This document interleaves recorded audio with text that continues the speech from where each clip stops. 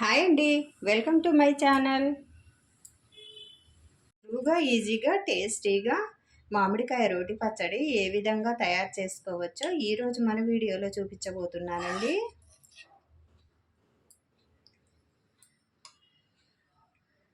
ఈ మామిడికాయ రోటి పచ్చడి కోసం మామిడికాయలు తీసుకోవాలి. కారం, ఉప్పు, వెల్లుల్లిపాయలు, మెంతులు, ఆవాలండి. ఏ విధంగా తయారు చేసుకోవాలో చూసేద్దామా మరి. ముందుగా పీలర్తో పై చెక్క అంతా తీసేసుకోవాలి.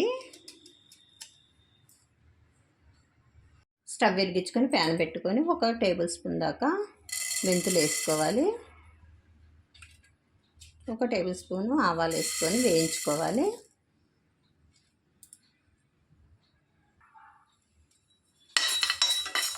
ఈ విధంగా వేయించుకుంటే సరిపోతుంది.